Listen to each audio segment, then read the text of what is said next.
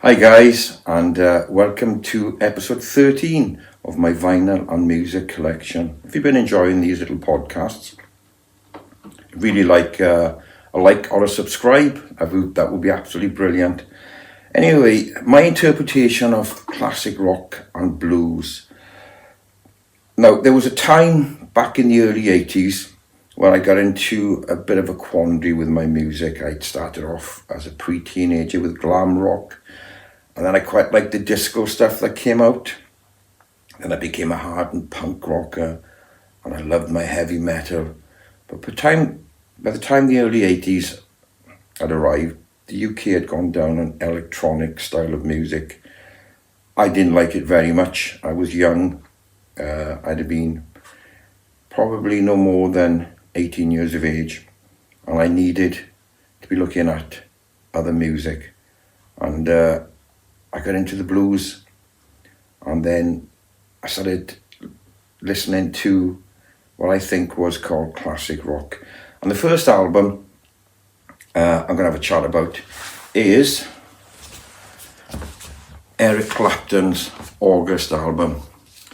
Now, I'd always thought of Clapton as a blues player. I'd enjoyed his work with the Yardbirds, with John Mayall's Blues Breakers, with Cream. By the time the 80s came, the mid-80s, Clapton was experimenting with contemporary music.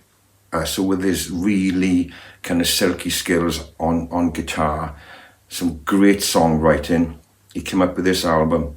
Now, a lot of the blues purists who were into Clapton, they stayed well away from it, but I was experimenting with my music. And this album became a firm favourite of mine, and it's got lots of collaborations on here. One in particular, Tina Turner is doing backing vocals on a couple of the tracks. Katie Kassoon is doing some songs and some backing tracks in it. It's a great album, released in 1986. It's got a lovely gatefold, Mr. Clapton by there. We've got a nice little write-up there of the personnel. Clapton again. I think he liked seeing his picture and his portrait. Some classic songs in here from the 80s. And the personnel would have been Eric Clapton. Keyboards would have been Greg Fillinganes.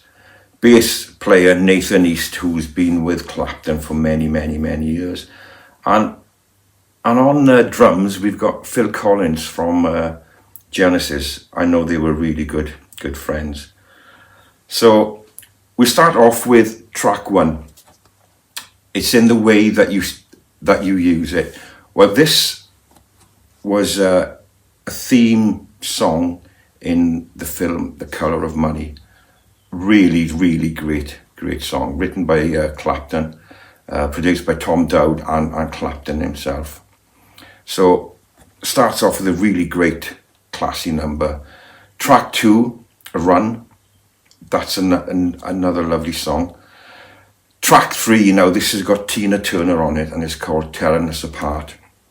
I really like this song. When this album first came out, it kind of told me that Clapton was more than just a blues player. He could write good contemporary songs and play contemporary rock as well. So track 3 would have been Tearing Us Apart. Track 4, Bad Influence. And again, that's a really, really lovely song. Track 5, Walk Away. That's another brilliant song. That's got additional keyboards by Richard Feldman.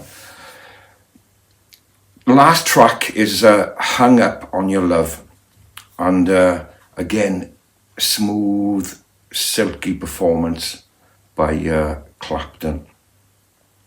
Side 2 now gets a little bit more, I would say, a bit more R&B on this one.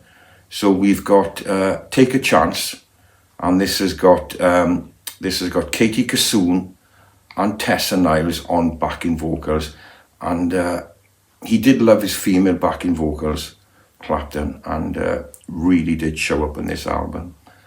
Hold On This has got Tina Turner on backing vocals again. Track 3 is Miss You, which is another lovely, classy, silky track.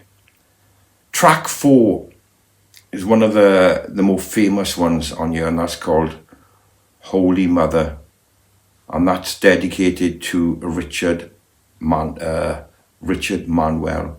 Again, it's got Katie Kassoon and Tessa Nils on backing vocals. The last track is called Behind the Mask. Now this is my favourite track on this album, and you've just heard the outro of that song. This is a great album if you want to discover Clapton and his contemporary style, his classic rock style of playing. It's not blues, it's closer to hard R&B. Some great backing singers in it, some really, really, really good musicians, including Nathan East, who I'm a big fan of. So, my first album, Eric Clapton's August, released in 1986.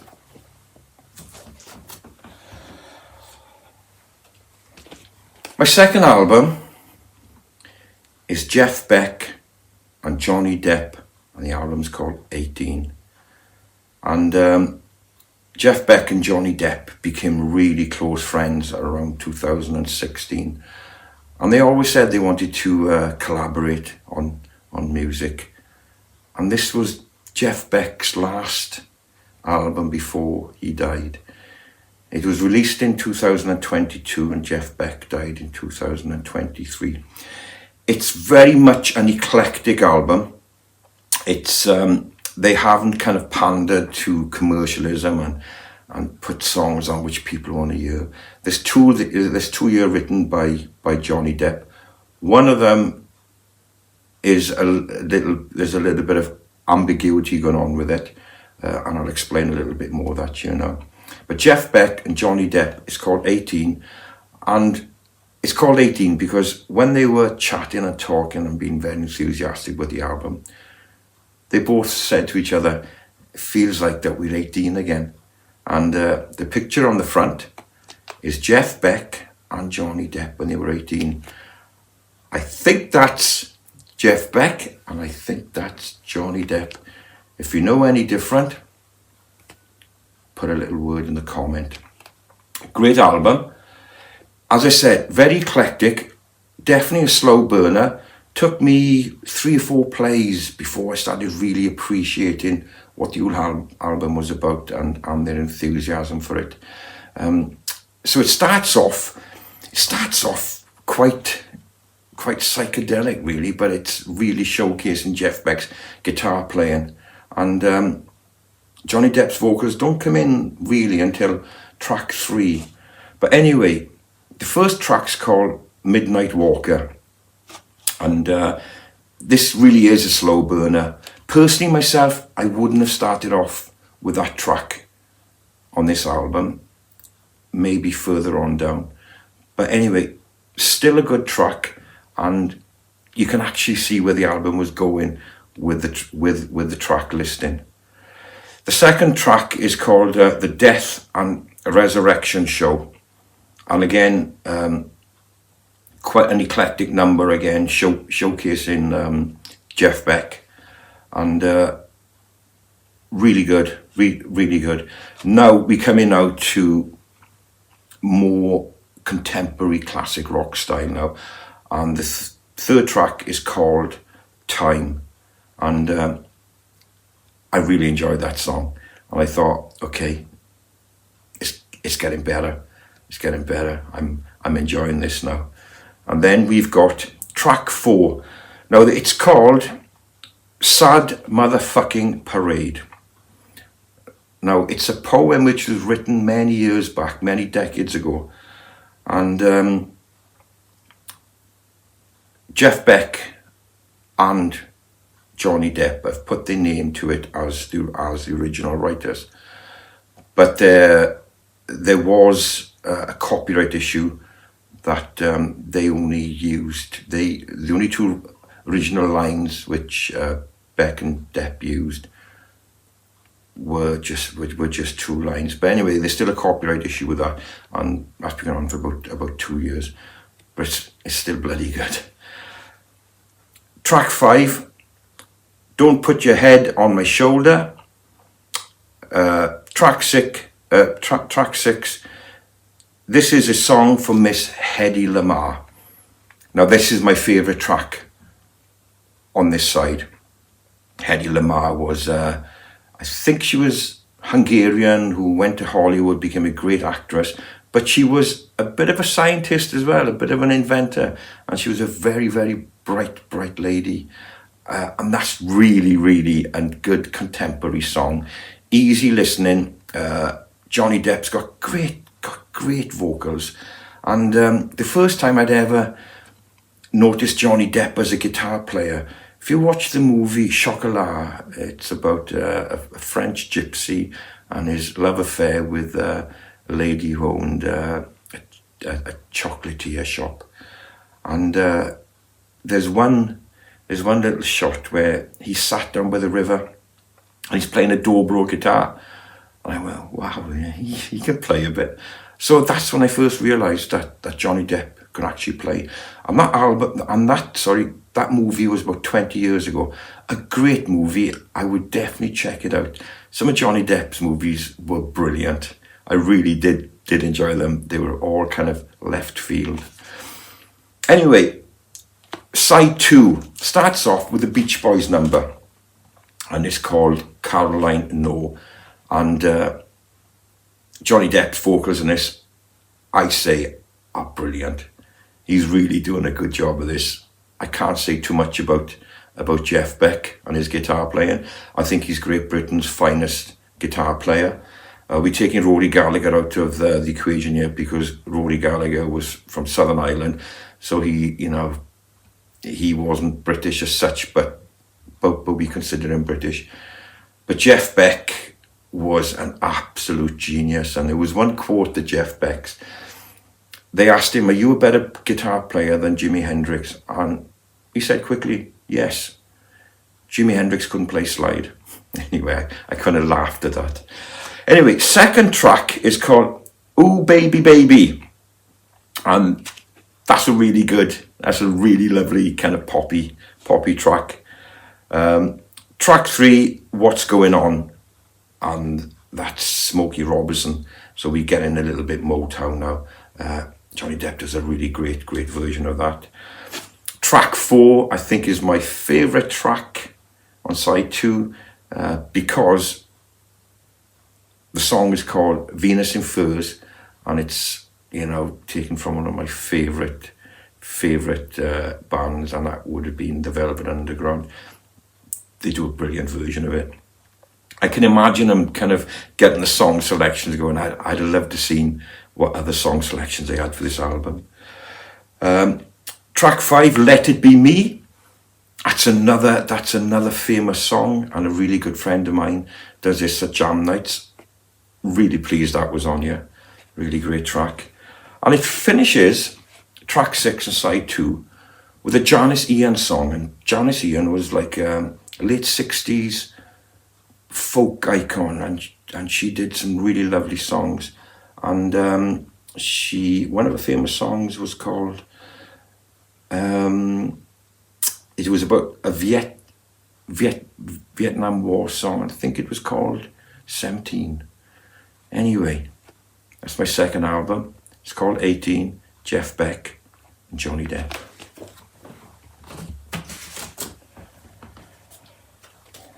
Really love this fella. George Thorogood and the Destroyers. Blues and rock and R&B. They once considered him punk, but I stick with rock and blues. Obviously, my favourite track would be Bad to the Bone, which I perform at gigs. But Bad to the Bone isn't on here, which is nice in a way. I can hear all his other songs, and this is a really great album with a great selection of songs.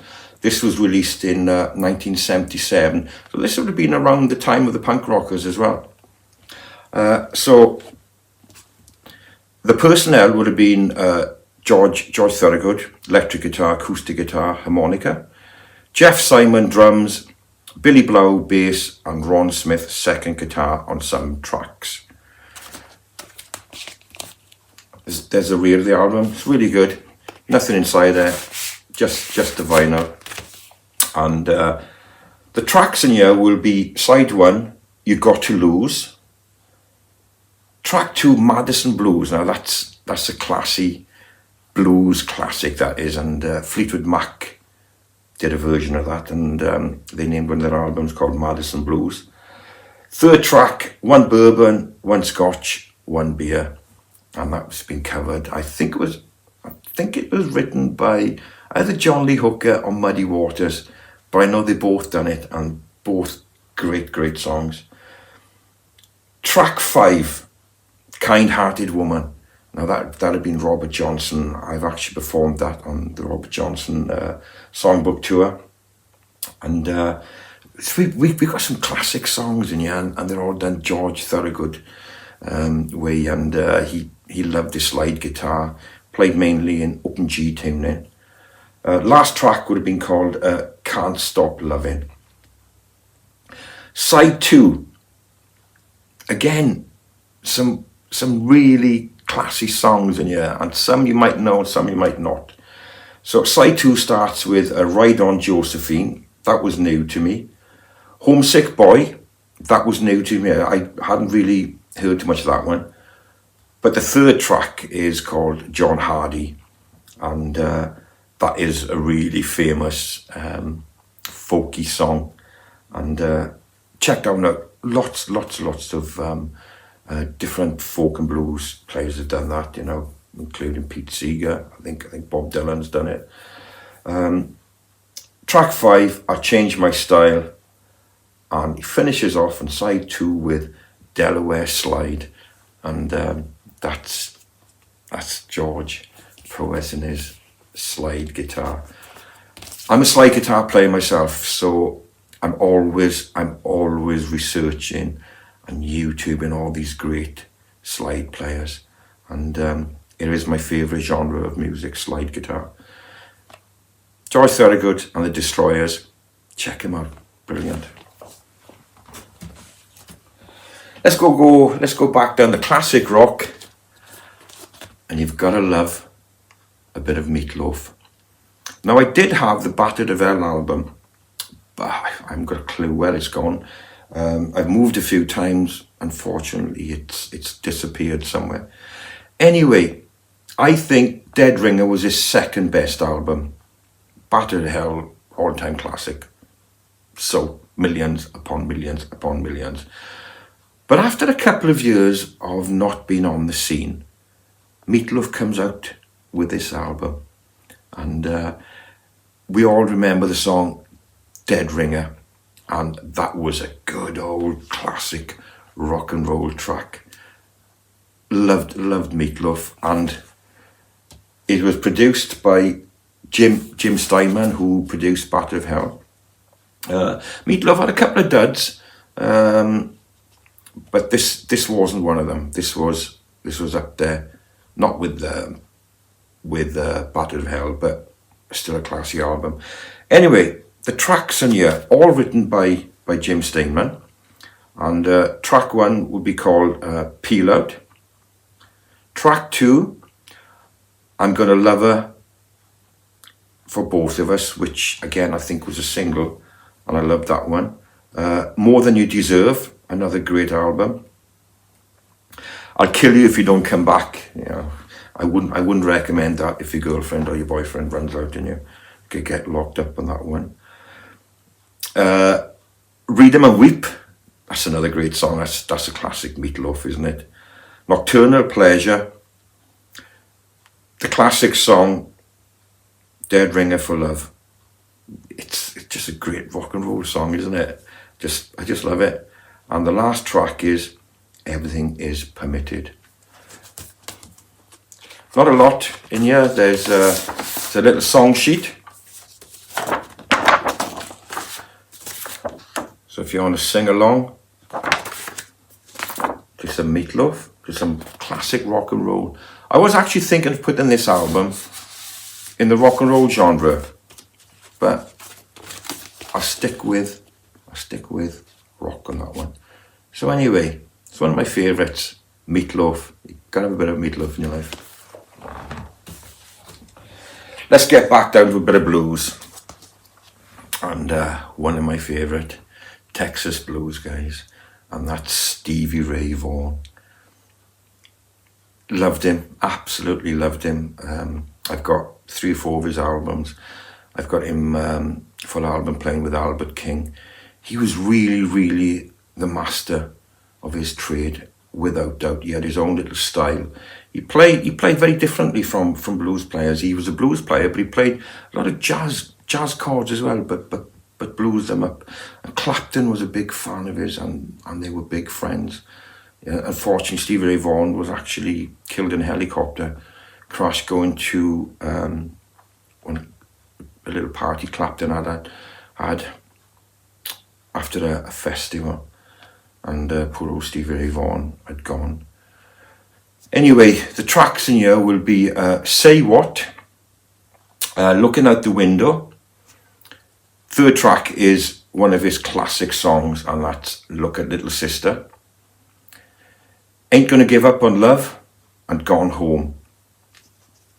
Great. You know, every track is a killer. Side 2, Change It, You'll Be Mine, Empty Arms, Come On, and Life Without You. So this is a really, really great album. One of Stevie Ray Vaughan's best ones, and it's with Double Trouble. And Double Trouble were Chris Layton on drums, Tommy Sheenan on bass, Rhys Wiggins keyboards, and Joe Sublett saxophone.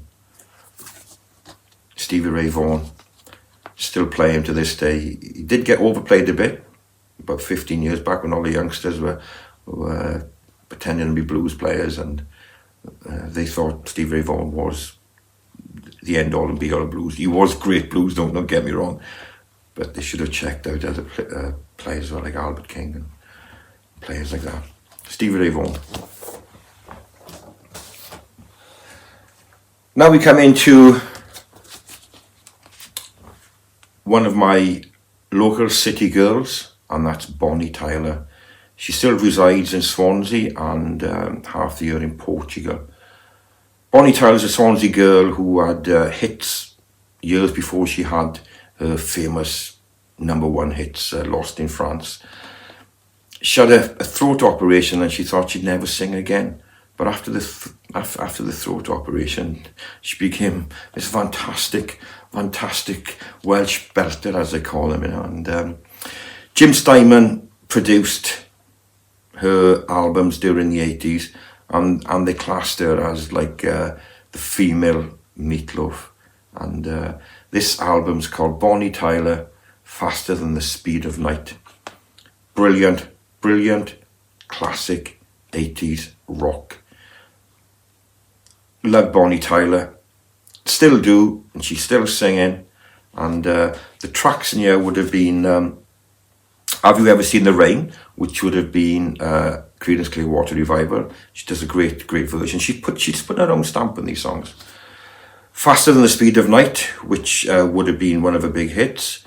Getting So Excited. Last track on side 1 is one of probably her most famous songs, Total Eclipse of the Heart. Side 2, It's a Jungle Out There. Track 2, Going Through the Emotions. Track 3, Tears. Track 4, Take Me Back. And another brilliant song, Straight from the Heart. Produced and directed by Jim Steinman. Again, we've got a nice little nice portrait of Bonnie with the lyric sheets. Bonnie Tyler wasn't a flash in the pan. She was doing nightclubs in Swansea when she'd have been 16, 17 years of age, really did come up the hard way and deserved all of her success. And that would have been her classic album, Bonnie Tyler, Faster Than the Speed of Night.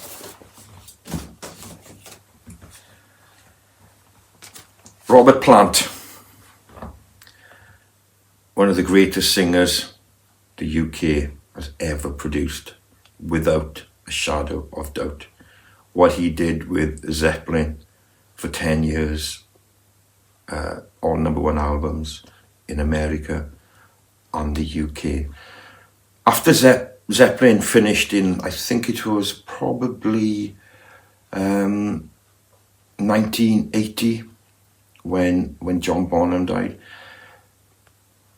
Robert Plant decided he needed a new direction.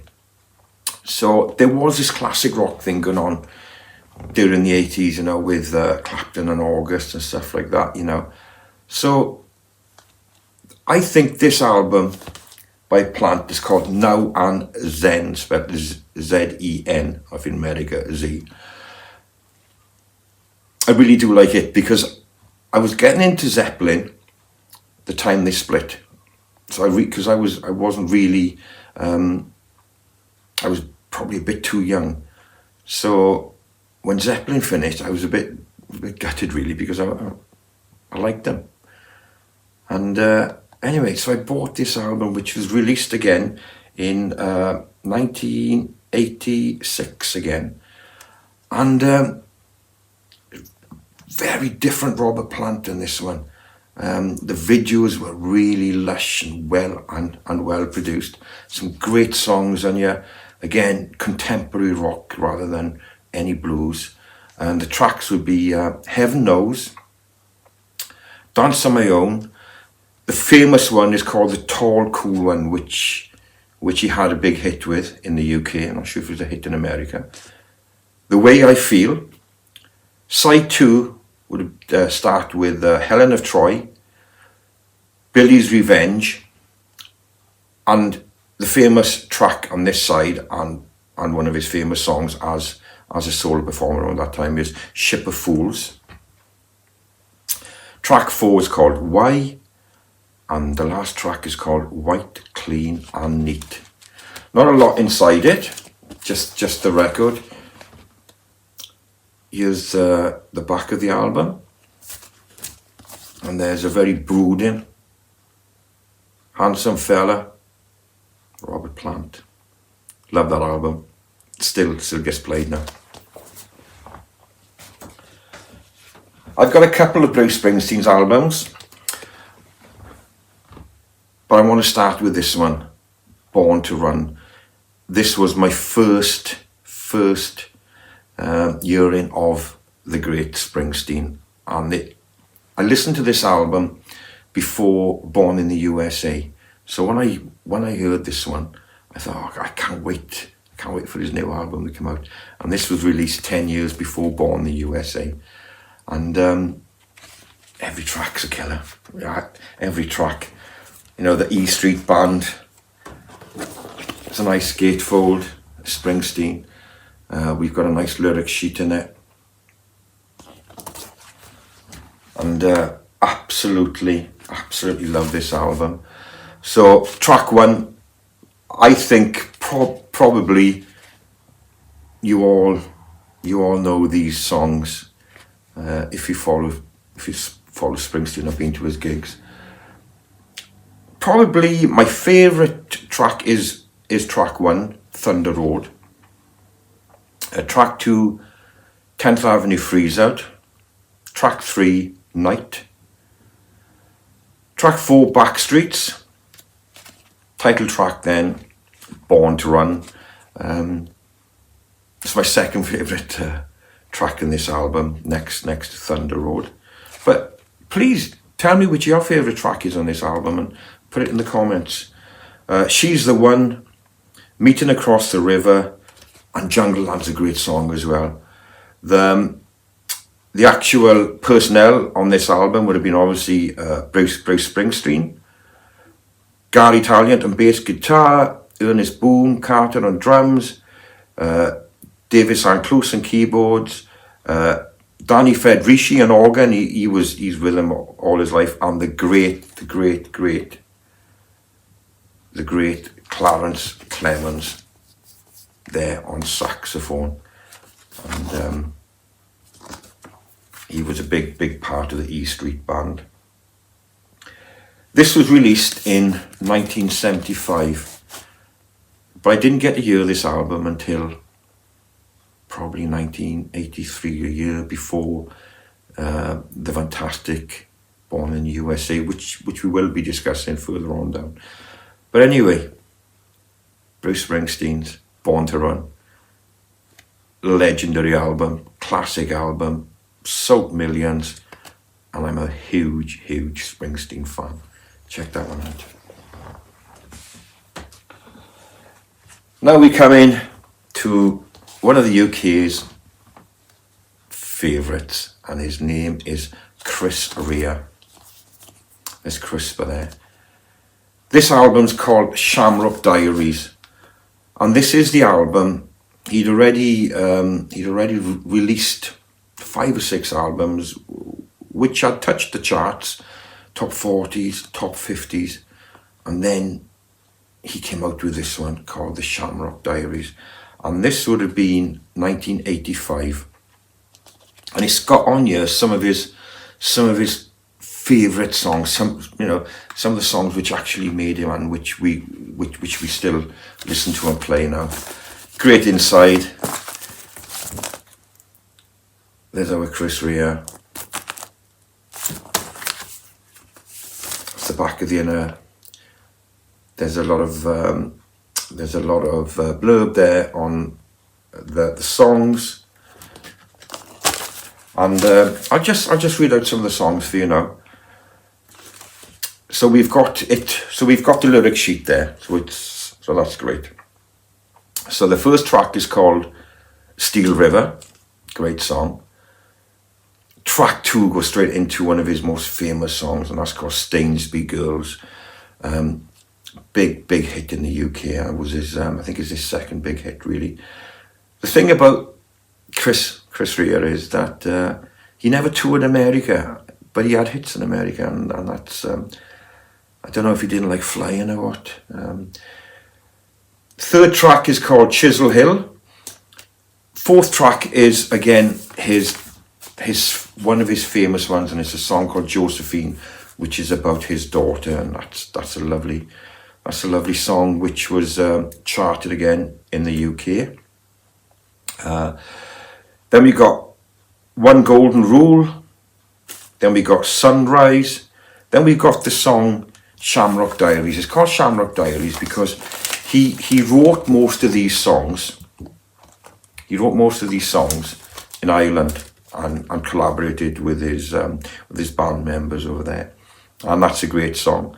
Dancing Shoes, another famous Chris Rea song.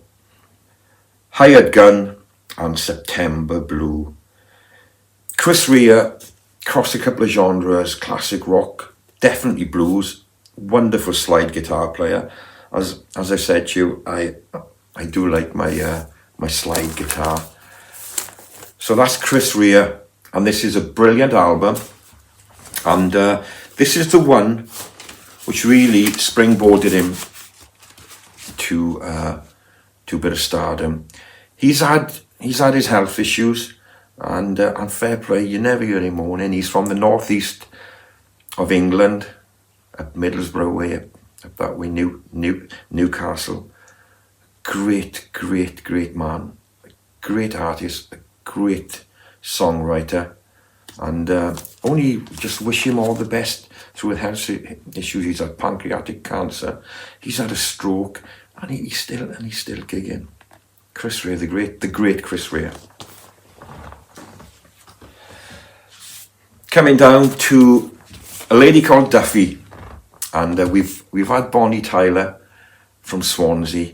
Duffy is another Welsh belter. She's from the north of Wales, and she kind of, one really famous album great handful of 45s. Didn't disappear as such, but never could emulate this album. And each song is an absolute killer. I would check out her on YouTube and her videos. I think nearly every song on here could have been a hit. Track 1, Rock Ferry. Track 2, Warwick Avenue. That was a single. I think Rock Ferry was a single too. Serious. Track 4, Stepping Stone. Track 5, Syrup and Honey. B-side, Hanging On Too Long. The most famous song, and it's still played now, and I think you probably would have heard it, and it's called Mercy, and it's an absolute smasher. And she's got this wonderful, gruff, gravelly voice, and very similar to Bonnie Tyler, but a younger version. Track 3, Delayed Devotion, I'm Scared, and Distant Dreamer. The great shame, Duffy never emulated what she had, and I don't know why. I know drugs were involved somewhere along the line, and that's an absolute great shame. Not a lot with Yinner, just a little bit of blurb, and but definitely check out some of those songs I've mentioned. Rock Ferry's great, Warwick Avenue is great, Mercy is brilliant. A lot of the bands are still playing that song. A male or a female can sing that because she has such a gravelly voice. Anyway, from my country, the land of song and God's land, as I call it, Wales, North Wales, and that's Duffy. Someone who was really big in the 80s, and I did buy this album when it first came out, and that's the American Chris Rea. Crossed a bit of blues, crossed a bit of rock. I wouldn't say it was jazzy, definitely bluesy, R&B, and the one track that he's famous for, and the reason I bought this album was because of that track, and I still love that track to this day. I watch it on YouTube, I watch him playing, and it's called Wicked Game, and that's the first song on side 1. Track Me, You Owe Me Some Kind of Love. Track 3, Blue Spanish Sky. Track 4, Heart Shaped World, that's a great song. Track 5, Heart Full of Soul. Track 6, Funeral in the Rain. Side 2 starts off with another famous Chris Rea song, and that's called Blue Hotel, and that was released as a single as well. Track 2, Dancing. Track 3, Nothing's Changed. Track 4, Voodoo. Track 5, Lie to Me, and it finishes off with Wicked Game, the instrumental, and that's taken from the David Lynch movie Wild at Heart. It's a great album. It's a bit bluesy, it's a bit rocky. He's got a great backing band. He's not a bad little guitar player. He plays rhythm, and the band would have been Chris Isaac, James Calvin Wilsley, Kennedy Dale Johnson, and Roland Sally. And mid-80s rocker with a touch of blues, Chris Isaac. My last album is Tom Waits. I've got about 6 or 7 of Tom Waits albums, all different, all eclectic. Could be blues, could be jazz, could be rock and roll, could be avant-garde, but I do like Tom Waits. I just love his eclecticness. On this album, I think falls into the classic rock with a touch of blues in it, and not a lot inside it, but a great cover. That's our Tom Waits. I think he's probably waiting to go into a bar. There's the flip side of it. The album's called The Heart of Saturday Night. and it's just a brilliant album. Tom Waits had that voice you either loved or you hated. It got gruffer and gruffer and gruffer. Back in the early years, it wasn't so, I'm going to say, wasn't so bad. It was good, but it did sound like sometimes that he had a sack of pebbles in his mouth, but pulled a tune out of it. Anyway, the tracks in here would be New Coat and Paint, San Diego Serenade, Semi-Sweet, Shiver Me Timbers, Diamond on My Windshield, Looking for the Heart of Saturday Night. That's the title track of the album. Side 2, Fumbling with the Blues. Love that one. Anything with blues in it, I took an extra interest in it, and it really is a fantastic song. Track 2, Please Call Me Baby, Depot Depot, Drunk on the Moon, and The Ghost of Saturday Night After Hours at Napoleon's Pizza House. He was a strange character.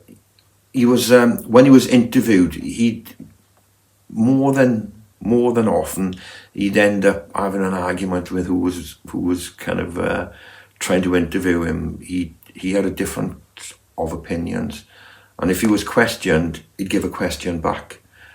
But I do like Tom Waits, absolutely brilliant. Anyway, I hope you've enjoyed episode 13. It's my classic rock and blues, and I've got many more classic rock and blues, and I will be bringing them out. Thank you for signing in, catching up with me, and I'll see you next week for episode 14. I don't know what it's going to be yet. I said last week it was going to be a bit of thrash metal, but I changed my mind. I thought, no, I'm gonna just bring it down a bit. Anyway, take care, guys. See you next week for episode 14.